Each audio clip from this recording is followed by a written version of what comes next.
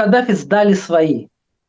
Сдали свои. Ну, как Мадуро свои сдали, Мгм. вот так и Каддафи сдали свои.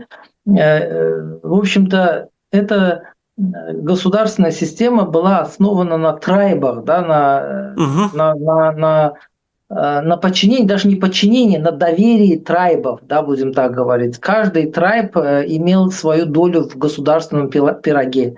И вот когда, значит, внешние силы, будем их так называть, стали предлагать большую долю в случае передела власти в Ливии, ну, значит, такие недальновидные, мягко говоря, руководители этих самых трайбов стали покупаться на эту самую, на эти обещания.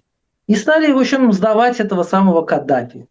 Если кому-то кажется, что это народ собрался и свалил значит, этого непопулярного лидера, это очень-очень искаженное представление о том, что происходило в Ливии. Просто купили значит, этих самых руководителей трайбов, и вот сейчас они не могут поделить эту самую Ливию до сих пор. Такая же ситуация была и в арабском мире, такая же ситуация Мгм. была и в мусульманском мире, потому что тот, кто заказывал эту революцию, купил, по-разному купил, то есть не обязательно деньгами, да, лояльностью, какими-то обещаниями и так далее. Всех остальных лидеров. Сидите, помалкивайте, а то будет то же самое с вами. А если будете там еще нам помогать, вы будете гарантировать себе более долгую жизнь и так далее. Ну, оказалось, что, в общем-то, все произошло как с карточным домиком.